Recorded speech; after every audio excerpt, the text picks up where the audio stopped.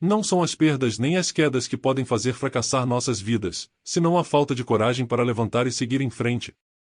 Samael a 1 Veor. Seu like. Mais seu comentário. Mais seu compartilhamento. Mais sua inscrição. Igual nossa enorme gratidão. A lei do pêndulo. Vamos começar nossa cátedra desta noite. É certo que a humanidade vive entre o batalhar das antíteses, na luta cruenta, dos opostos. Às vezes estamos muito alegres, contentes, outras vezes estamos deprimidos e tristes. Temos épocas de progresso, bem-estar, uns mais outros menos, sempre de acordo com a lei do karma. Por outro lado, temos épocas críticas no aspecto econômico, social, etc. Muitas vezes estamos otimistas com relação à vida e noutras vezes nos sentimos pessimistas. Sempre temos visto que a toda época de alegria e contentamento segue-se uma temporada depressiva, dolorosa, etc. Ninguém pode ignorar que sempre estamos submetidos a muitas alternativas no terreno prático da vida. Comumente depois do que denominamos a épocas felizes a seguir-se épocas angustiosas. Realmente quem governa a nossa vida é a lei do pêndulo. Vocês já viram, por exemplo, o pêndulo de um relógio, imediatamente após acender pela direita, precipita-se para acender pela esquerda. Essa lei do pêndulo também governa as nações, não há dúvida. Na época, por exemplo, em que o Egito floresceu às margens do Nilo, o povo judeu vivia como nômades no deserto.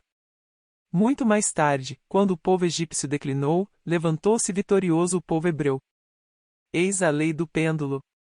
Uma Roma triunfante se sustenta sobre os ombros de muitos povos, porém depois cai com a lei do pêndulo e outros povos ascendem vitoriosos. A União Soviética, por exemplo, se apaixonou terrivelmente pela dialética materialista, mas agora o pêndulo começa a mudar e está passando para o outro lado. Temos como resultado o fato de que dialética materialista está ficando ou está, praticamente arrinconada e já não tem nenhum valor. Hoje em dia a maior produtividade que temos em matéria de parapsicologia se deve à União Soviética.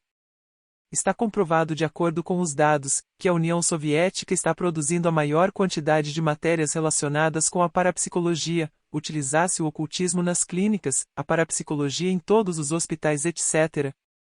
No ritmo que vai a União Soviética, dentro de pouco tempo passará exatamente para o lado oposto do materialismo e se tornará absolutamente mística e espiritual. Já está neste caminho e muitos paladinos místicos já estão descolando na Rússia. A dialética de Karl Marx está ficando arranconada, praticamente está caindo no fosso do esquecimento para deixar seu lugar para a parapsicologia e posteriormente para o esoterismo científico, para o ocultismo, para yoga, etc. Tudo isto porque o pêndulo está mudando, está passando para o outro lado, da tese para a antítese. Todos os seres humanos dependem da lei do pêndulo, isso é óbvio. Temos bons amigos e se soubermos compreendê-los é claro que poderemos conservar sua amizade. Seria absurdo que nós exigíssemos que nossos amigos jamais estivessem submetidos à lei do pêndulo. Nunca devemos estranhar, por exemplo, que um amigo com o qual sempre tivemos boas relações, de repente, da noite para o dia fique iracundo, com o senho franzido, rabugento, com mau gênio, com palavras duras, etc. diante de nós. Nesses casos temos que acenar respeitosamente e nos retirarmos para que o amigo tenha tempo para desafogar-se. Pelo fato de que nos faça cara feia um dia, não devemos nos desanimar, melhor, compreendê-lo porque não existe ser humano que não esteja submetido à lei do pêndulo. Em razão disso vale a pena sermos reflexivos. Entendo que esta lei do pêndulo que se manifesta especialmente nos nativos de Gêmeos, nascidos entre 21 de maio e 21 de junho. Os geminianos possuem uma dupla personalidade. Como amigos são extraordinários, maravilhosos, chegando até o sacrifício por suas amizades, porém quando muda a personalidade então advém o lado oposto deixando todo mundo desconcertado. Este é um exemplo de como atua a lei do pêndulo. Não quero dizer que eles sejam unicamente os exclusivos nesta questão da lei do pêndulo, não.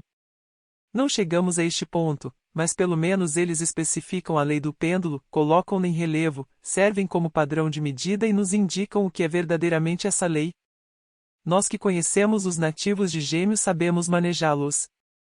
Quando se ativa e se manifesta sua personalidade fatal ou negativa, nós não lhe opomos qualquer resistência e pacificamente aguardamos que retorne a personalidade simpática à atividade.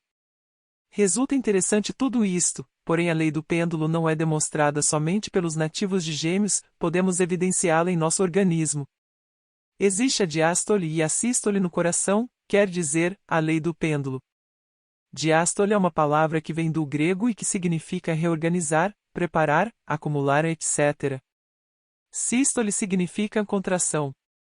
Impulso, direção de acordo com a raiz grega. Durante a diástole o coração se abre para receber o sangue, mas também organiza, prepara, etc., até que toma uma nova iniciativa e se contrai lançando o sangue para todo o organismo. Graças a esse lançamento importante é que existimos. No entanto, o que me dou conta é de que as pessoas compreendem que existe uma sístole e uma diástole, mas não entendem que entre ambas existe uma terceira posição, a preparação, o ordenamento, a acumulação de potências vitais, etc.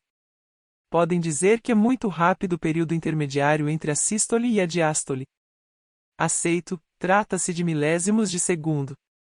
Para nós esse período é demasiado fugaz, mas para esse mundo maravilhoso do infinitamente pequeno, para esse mundo maravilhoso do microcosmos, é o suficiente para realizar prodígios. Olhando as coisas deste ângulo, me parece que nós deveríamos nos orientar com esta questão da diástole, sístole e sua síntese organizativa. As pessoas em suas relações e inter-relações vivem completamente escravizadas pela lei do pêndulo, logo que sobem com alegria transbordante, cantando vitória, em seguida passam para o outro lado deprimidos, pessimistas, angustiados, desesperados. A vida parece complicar-se totalmente, de acordo com a lei do pêndulo, as altas e baixas da moeda, subidas e descidas das finanças, as épocas de maravilhosa harmonia entre os familiares, depois os tempos de conflitos, problemas se sucedem inevitavelmente de acordo com essa lei do pêndulo. Para nosso modo de ver as coisas, devemos assegurar enfaticamente que a lei do pêndulo é 100% mecanicista. Nós temos essa lei do pêndulo em nossas mentes, em nosso coração e nos centros motor instintivo sexual. É óbvio que em cada centro existe a lei do pêndulo. Na mente essa lei está perfeitamente definida através do batalhar das antíteses, nas opiniões encontradas, etc. No coração através das emoções antitéticas, com os estados de angústia e de felicidade, de otimismo e depressão. No centro motor instintivo sexual, manifesta-se através dos hábitos, costumes, movimentos, franzimos o senho, ficamos adustos quando nos achamos deprimidos ou sorrimos alegres sob o impulso do centro motor quando estamos muito contentes, etc. Saltamos, brincamos cheios de alegria por uma boa notícia ou nos estremecem as panturrilhas diante de um perigo iminente. São os processos de tese e antítese do centro motor, a ação da lei do pêndulo sobre o centro motor. Conclusão: somos escravos de uma mecânica. Se alguém nos dá uns tapinhas sobre o ombro, sorrimos tranquilos, se alguém nos dá uma bofetada, respondemos com outra, se alguém nos diz uma palavra de elogio, nos sentimos felizes, mas se alguém nos fere com uma palavra agressiva, nos sentimos tremendamente ofendidos. Em síntese, somos maquininhas submetidas à lei do pêndulo. Cada qual pode fazer de nós o que tem à vontade. Nos querem ver contentes? Nos dão uns tapinhas no ombro e nos dizem algumas palavras lisonjeiras no ouvido e ficamos contentíssimos. Nos querem ver cheios de ira? Nos dizem alguma palavra que fira o ânimo do amor próprio. Dizendo qualquer palavra dura, nos verão também ofendidos e iracundos. Assim, a psique de cada um de nós, realmente, está submetida ao que os demais queiram. Não somos, isso é triste dizer, donos de nossos próprios processos psicológicos, qualquer pessoa pode manejar nossos processos psicológicos, somos verdadeiras marionetes que qualquer um maneja. Se eu quiser aqui deixar todos vocês contentes, basta adocicar-lhes os ouvidos, elogiá-los e deixarei todos vocês felizes. Se eu quiser que vocês fiquem desgostosos comigo, passo a ofendê-los e então vocês franzem o senho e o entrecenho, já não me olharão com doces olhos como estão me olhando neste momento, passam a me olhar com olhos de pistola. No caso de novamente eu querer vê-los contentes, torno a lhes dizer palavras doces e vocês voltarão a ficar contentes e a me olharem docemente. Conclusão: vocês se convertem para mim em instrumentos nos quais posso tocar melodias, quer sejam doces ou graves, agressivas ou românticas, como eu quiser. Então, onde está a individualidade das pessoas? Vocês não a possuem se não são donos de seus próprios processos psicológicos. Quando uma pessoa é dona de seus próprios processos psicológicos, não pode dizer realmente que tem individualidade. Por exemplo, um de vocês vai à rua muito contente enquanto não haja algo que lhe desgoste. Por exemplo, esteja dirigindo seu carro e de repente aparece um louco desses que andam pelas cidades e o ultrapassa pela direita dando uma fechada. Isto o ofenderá terrivelmente. Você não protestará naquele momento através da palavra, mas certamente protestará com o claxon, não ficará sem protestar. Quer dizer, o carro que o fechou, que aborreceu fez você mudar totalmente. Se ia contente, encheu-se de ira e a situação teve mais poder sobre você porque pôde manejar sua psique e você não pôde se controlar. Observem nisso a lei do pêndulo. Haveria alguma forma de uma pessoa escapar desta terrível lei mecânica do pêndulo? Vocês creem que existe uma maneira de escapar? Se não houvesse, estaríamos condenados a viver mecanicamente por a secula seculorum. Amém. Obviamente que existe um sistema que nos permite evadir dessa lei ou simplesmente manejá-la. Realmente existe, temos que aprender a nos tornarmos compreensivos, reflexivos, a ver na vida as coisas tal como são. Obviamente, qualquer coisa na vida possui duas faces. Qualquer superfície nos está indicando a existência de uma face oposta, isso é inquestionável. O anverso da medalha nos sugere o verso da mesma. Tudo tem duas faces. As trevas são o oposto da luz. Nos mundos suprassensíveis se pode evidenciar que ao lado de um templo de luz sempre existe um templo tenebroso, isso é claro. No entanto, por que cometemos o erro de nos alegrarmos diante de algo positivo ou de protestarmos diante de algo negativo se são as duas faces de uma mesma coisa? Penso que o nosso erro mais grave consiste precisamente em não saber olhar as duas faces de qualquer coisa ou de qualquer circunstância. Sempre vemos uma face, nos identificamos com ela e sorrimos, mas quando se apresenta a antítese da mesma, protestamos, rasgamos nossas roupas, trovejamos e relampagueamos. Em verdade, não queremos cooperar com o inevitável e esse é precisamente o nosso erro. Há vezes que nos apaixonamos por um dos pratos da balança e em outras vezes por outro prato. Algumas vezes vamos a um extremo do pêndulo e noutras vezes ao outro extremo. É por isso que não vivemos em paz. Nossas relações são péssimas, conflituosas. A toda época de paz sucede outra época de guerra e vice-versa. Somos vítimas da lei do pêndulo e isso é doloroso. Tudo isso se deve, precisamente, à tempestade de todos os exclusivismos, à luta de classes, aos conflitos entre o capital e os trabalhadores, etc. Se nós pudéssemos ver as duas faces de toda a questão, realmente tudo seria diferente, mas, desgraçadamente, nos falta compreensão. Ao meu ver, se quisermos ver as duas faces de cada questão, será necessário vivermos não dentro da lei do pêndulo, senão dentro de um círculo fechado, um círculo mágico. Por esse círculo vão passando todos os pares de opostos da filosofia, as teses e as antíteses, as circunstâncias agradáveis e desagradáveis, as épocas de triunfo e de fracasso, o otimismo e o pessimismo, o que chamam de bom e o que chamam de mal, etc. Em torno desse círculo mágico podemos vislumbrar um desfile muito interessante. Por exemplo, descobrimos que a toda alegria lhe sucede estados depressivos angustiosos, dolorosos. Quando as pessoas mais riem, as lágrimas são mais abundantes e os prantos mais intensos. Observem, vocês já perceberam que na vida há instantes em que todo mundo ri, a família, onde todos estão contentíssimos, que não há senão gargalhadas e alegria. Coisa ruim essa. Quando alguém observa isso em uma família pode profetizar seguramente que não vai falhar, sobrevirá a essa família um sofrimento onde todos vão chorar.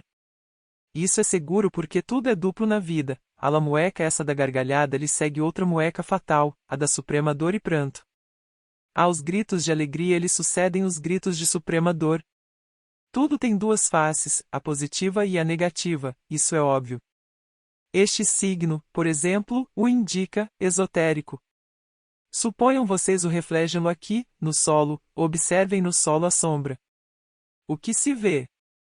O diabo, isso é claro e no entanto é o signo do esoterismo, porém sua sombra tem a face do diabo. Tudo na vida é dual, não existe nada que não seja duplo, dual. Quando alguém se acostuma a ver as coisas a partir de um centro de um círculo mágico, tudo muda e ele se liberta da lei do pêndulo. Certa ocasião, quando eu tinha o corpo físico de Tomás de Kempis, escrevi em uma obra intitulada A Imitação de Cristo a seguinte frase: não sou mais porque me glorifiquem nem menos porque me vituperem, porque sempre sou o que sou. Isso é claro. Tudo tem sua dupla face, o elogio e o vitupério, o triunfo e a derrota. Tudo tem duas faces. Quando alguém se acostuma a ver qualquer circunstância, qualquer coisa ou acontecimento, de forma íntegra, unitotal, com suas faces, evita muitos desenganos, muitas frustrações, muitas decepções na vida. Quando uma pessoa trata uma amizade ou um amigo, deve compreender que esse amigo não é perfeito, que tem seus agregados psíquicos e que a qualquer momento poderia passar de amigo a inimigo, o que é normal, no dia em que isso suceda verdadeiramente, no dia em que esse acontecimento se realize, a pessoa não passará por nenhuma desilusão porque estará curado dessa doença, curado em saúde, isso é óbvio.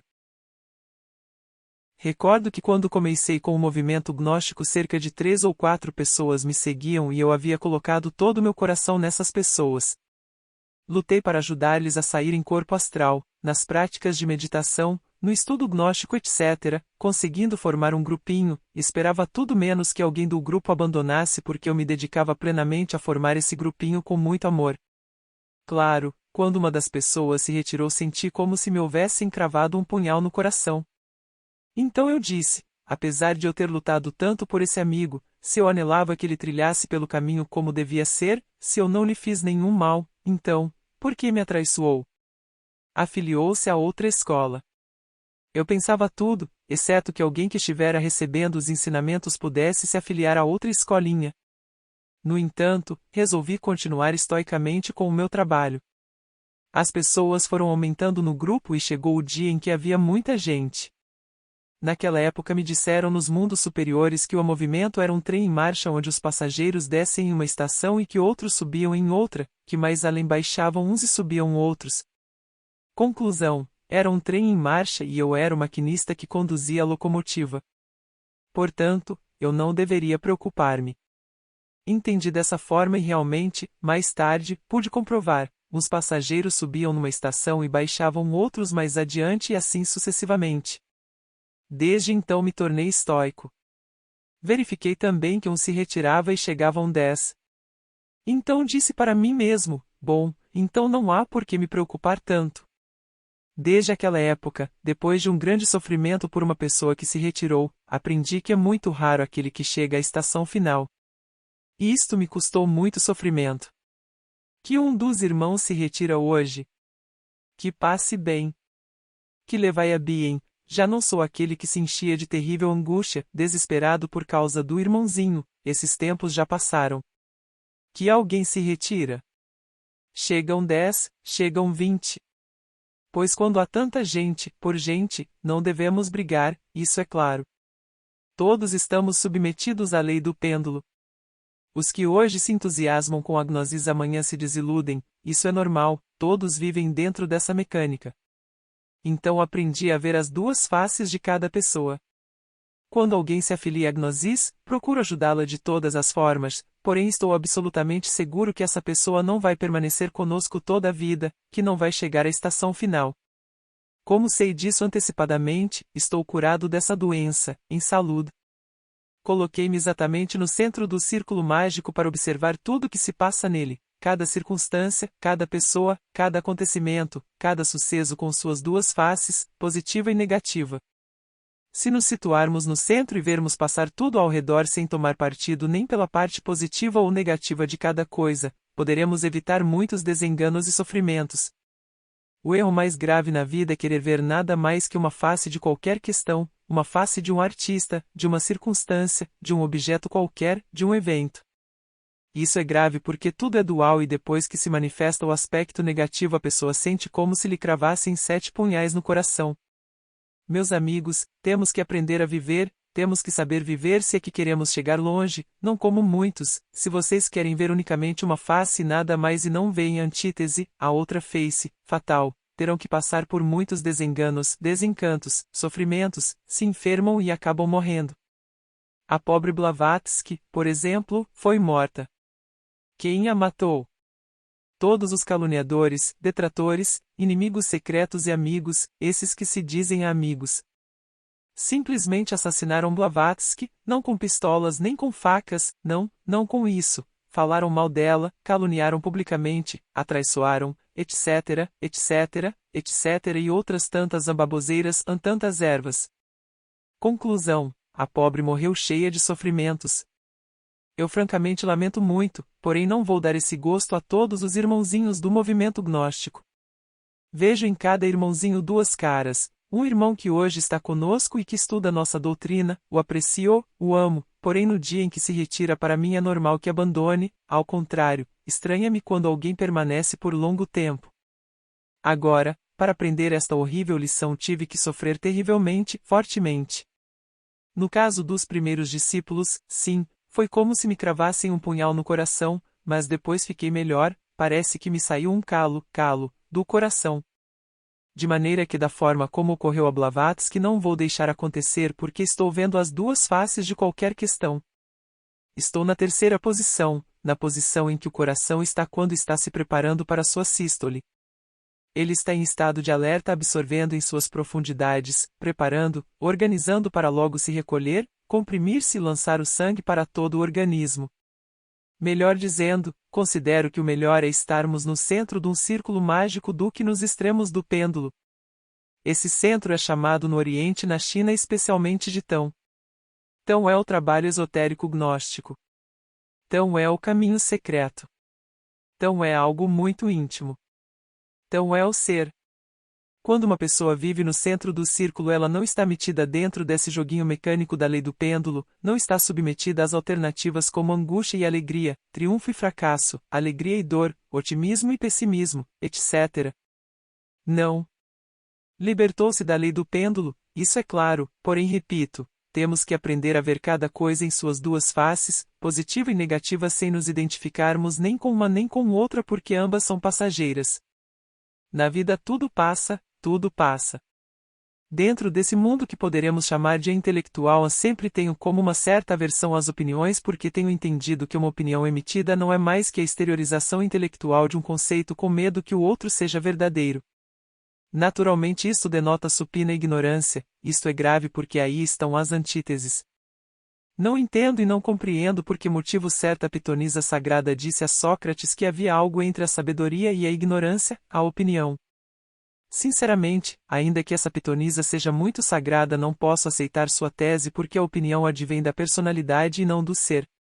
Realmente a personalidade conduz os seres humanos até a involução submersa nos mundos infernais. A personalidade, como já lhes dissera em certa ocasião, é artificiosa, possui muitos transfundos, está formada pelos costumes que nos ensinaram com essa falsa educação que recebemos nas escolas e colégios e que nos separou do ser.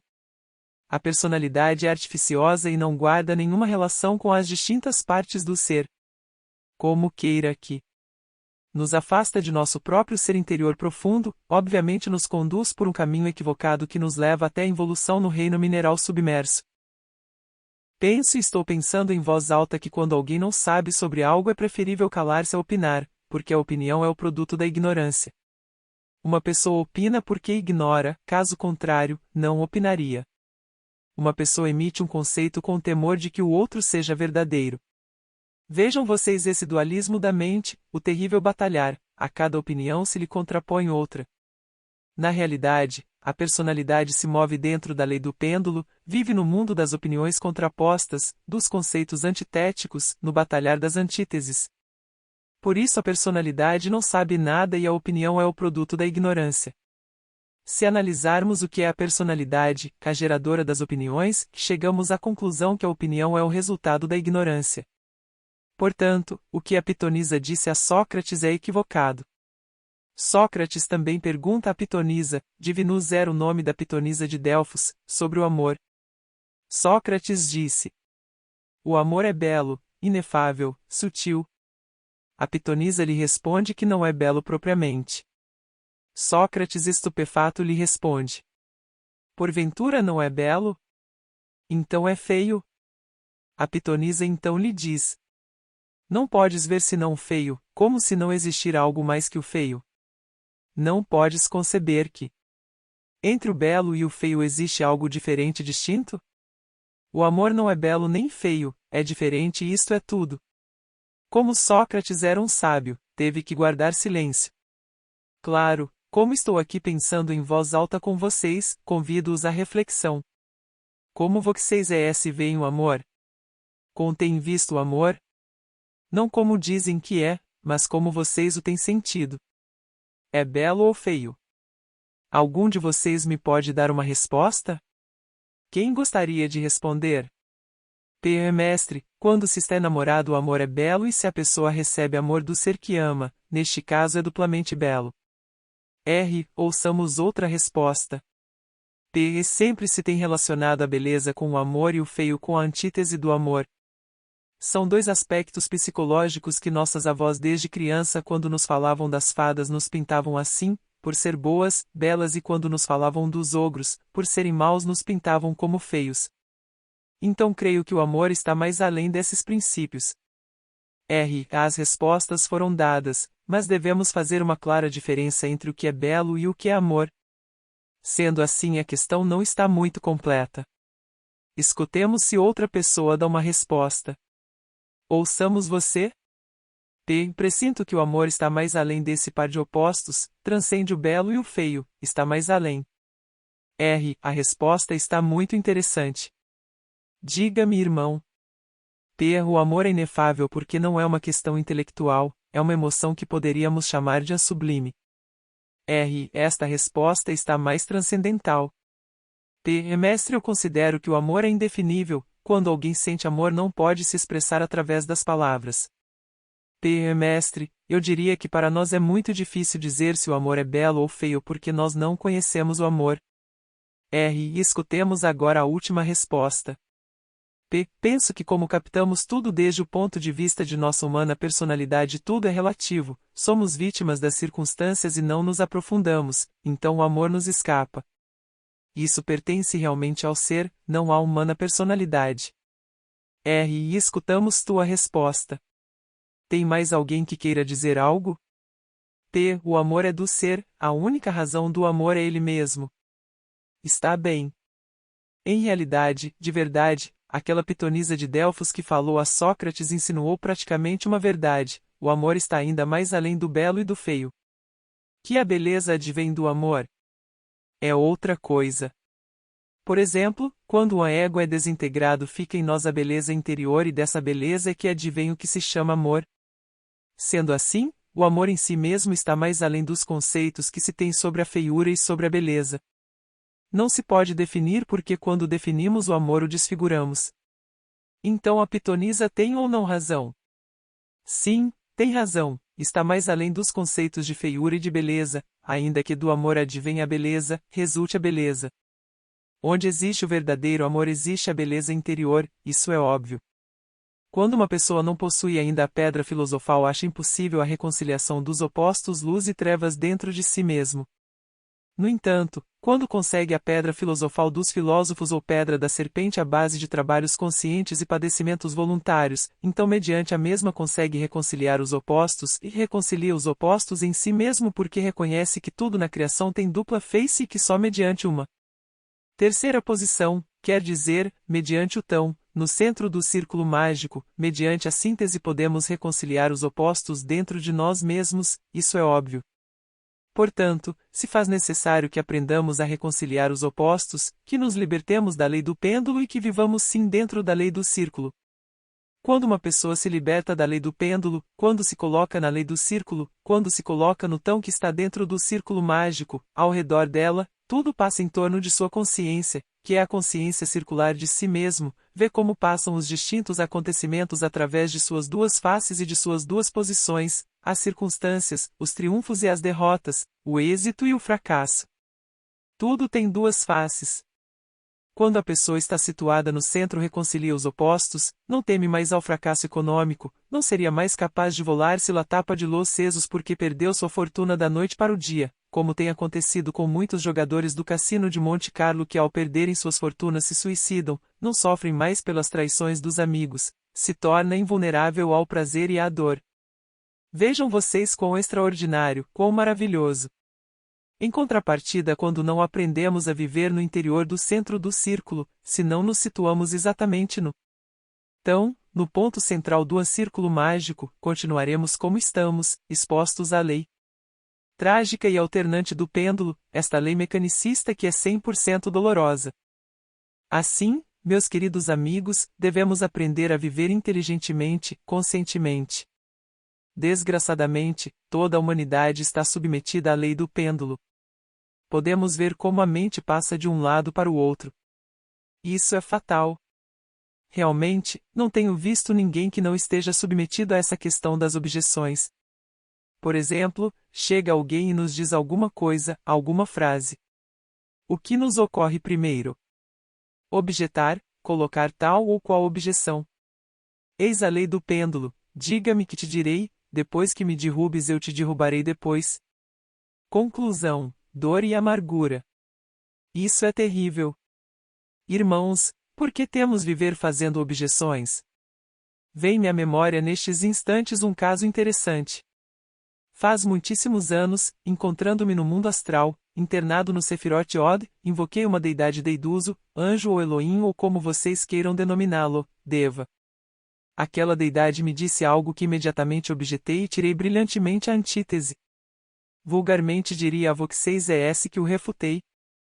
Eu esperava que aquela deidade discutisse comigo, mas isso não ocorreu. Aquela deidade me escutou com infinito respeito e profunda veneração. Aduje muitíssimos conceitos e quando concluí tudo e pensava que ele ia tomar a palavra para me rebater, com grande assombro vi que ele fez um signo, inclinou-se reverente, deu-me as costas e se foi. Deu-me uma bonita lição, uma lição extraordinária, não objetou nada. Obviamente aquela deidade havia passado mais além das objeções. Sim, é indubitável que as objeções pertencem à lei do pêndulo, e enquanto uma pessoa estiver objetando estará submetido à lei do pêndulo. Todo mundo tem o direito a emitir suas opiniões, seus conceitos porque cada pessoa é livre para dizer o que quiser. Nós simplesmente devemos escutar aquele que estiver falando, com respeito. Terminou de falar? Nos retiramos. Claro que alguns procederão assim e outros não. Por orgulho dirão, eu não me retiro, eu tenho que dar-lhe em la torre. Eis aí o orgulho supino, intelectual. Se não eliminamos de nós mesmos o eu do orgulho, é claro que tampouco lograremos a liberação final, jamais. O melhor é que cada qual diga o que tenha que dizer e não lhe façamos objeções, simplesmente porque cada qual é livre para dizer o que quiser. Comumente as pessoas vivem fazendo objeções, tanto aos interlocutores como também a si mesmos. É claro que isto não significa que não exista o agrado ou o desagrado, é claro que existem. Suponhamos que qualquer um de nós comece a limpar uma pocilga onde vivem os porcos. Este não é um trabalho nada agradável. Teríamos direito de achá-lo desagradável, mas uma coisa é que não nos pareça agradável tal trabalho e outra coisa bem distinta é que nós façamos todo tipo de objeções como, que porcaria, Deus meu, nunca acreditei que eu fosse chegar no nível tão baixo. Ai de mim, desgraçado de mim, etc., etc. limpando uma pocilga. Em que lugar vim parar? Com isso a única coisa que a pessoa consegue é fortificar completamente os anhos da ira, do amor próprio, do orgulho etc. Também ocorre no caso de uma pessoa que a princípio nos desagrada, é que me agrada cai gorda essa pessoa. No entanto, uma coisa é que nos desagrade a princípio e outra coisa é que nós estejamos fazendo objeções, que estejamos protestando contra essa pessoa, é que tal pessoa me cai mal, essa pessoa é um problema, e que estejamos buscando seus defeitos para assinalá-la, apontá-la etc. Com as objeções a única coisa que conseguimos é multiplicar a antipatia em nós, robustecermos o eu do ódio, do egoísmo, da violência, do orgulho etc. Como devemos agir no caso de uma pessoa que não nos é grata? Todos devemos conhecer a nós mesmos para vermos por que essa pessoa não nos é grata. Pode ocorrer que essa pessoa esteja exibindo algum desses defeitos interiores e por essa razão não a vemos com bons olhos.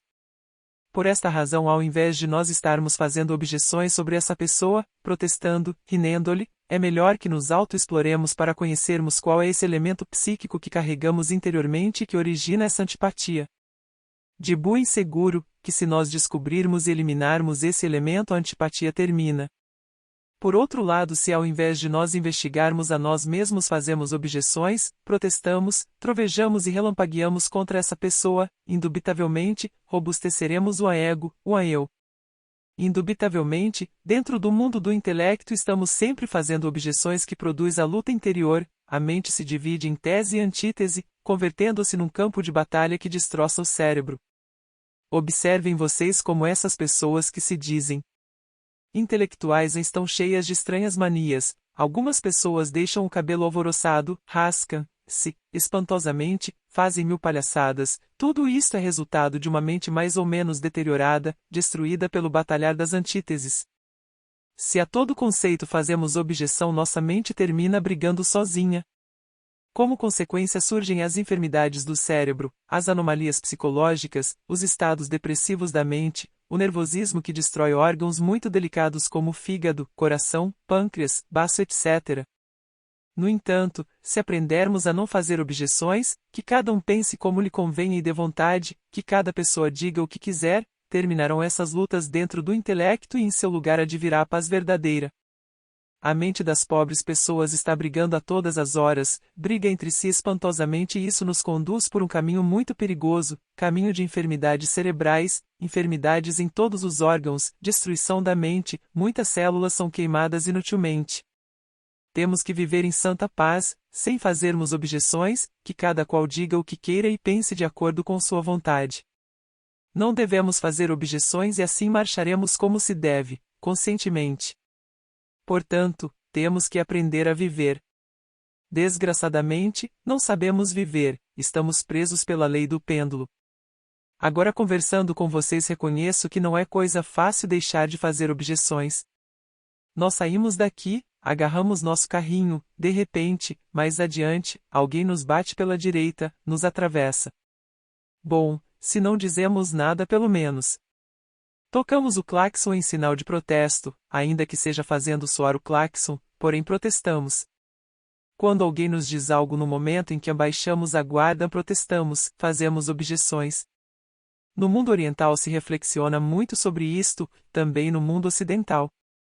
Creio que algumas vezes temos necessidade de apelar para um poder em que seja superior ao nosso se é que queremos nos libertar dessa questão das objeções.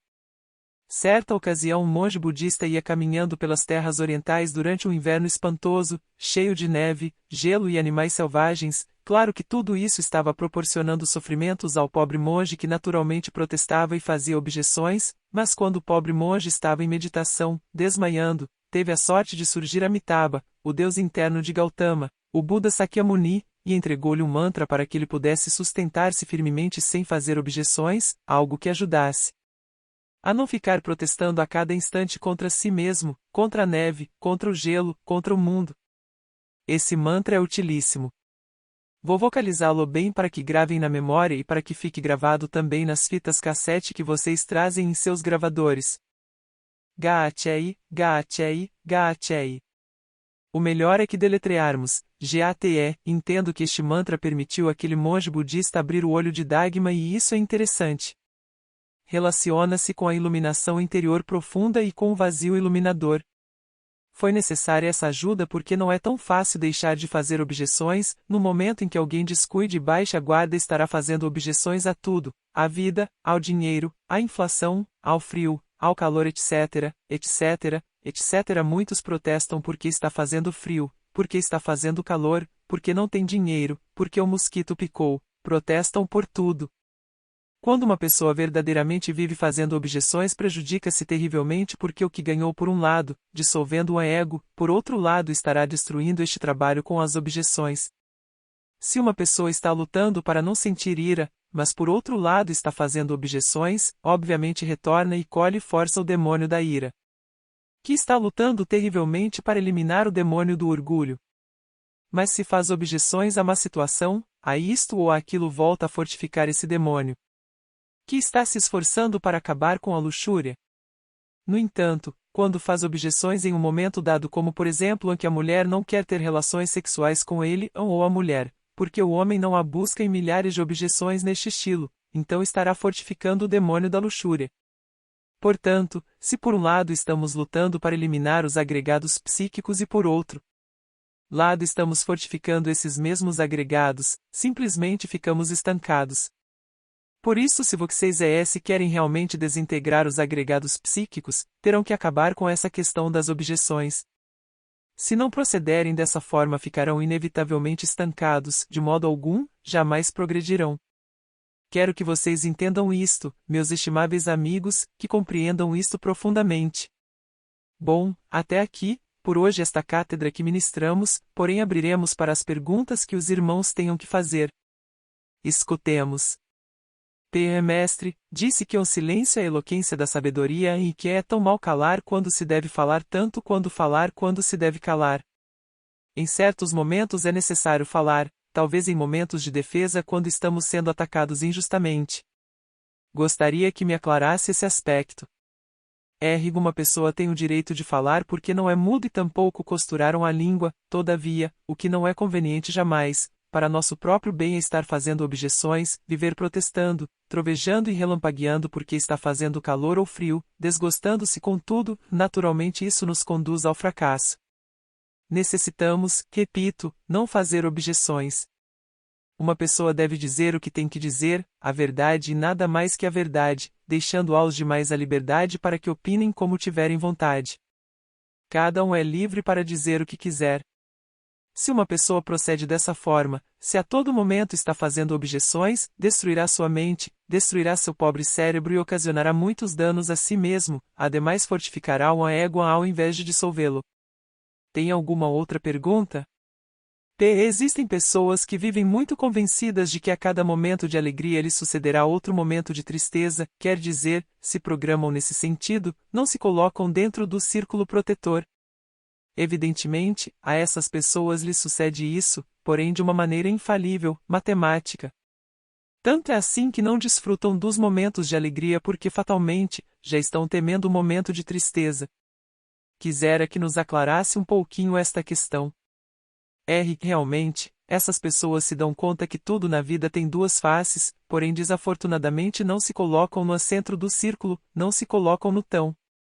Quando uma pessoa está no tão, vê passar ao redor de si mesmo, ao redor de sua própria consciência, dentro de si mesmo, todos os acontecimentos da vida com suas duas faces e sabe que são passageiros. Por esta razão não se identifica nem com uma face nem com outra, reconcilia os opostos mediante a síntese. Tenhamos o caso de alguém, por exemplo, que está numa grande festa, muito contente, muito alegre, embora esse alguém sabe que a todo momento de alegria lhe sucederá outro de dor. Entretanto, se essa pessoa está localizada no centro, no tão, reconcilia os opostos dentro de si mesma, em seu próprio ser, em sua própria consciência e diz: sei que a toda alegria sucede uma tristeza, mas nada disso me afeta porque tudo é passageiro, tudo passa, as pessoas passam, as coisas passam, as ideias, tudo passa, portanto, pode viver perfeitamente o acontecimento como deve ser vivido. Uma reflexão assim permitirá que essa pessoa viva o evento sem preocupação alguma.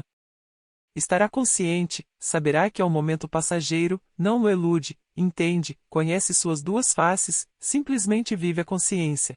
Não são as perdas nem as quedas que podem fazer fracassar nossas vidas, senão a falta de coragem para levantar e seguir em frente. Acumula, organiza Samael e elabora A1 para Veor. logo entrar em atividade com Seu a like. sístole e enviar o sangue. Mais seu A comentário, parte final do cassete mais está seu inaudível a partir compartilhamento, desse ponto. mais sua inscrição, Samael A1 Veor. igual nota.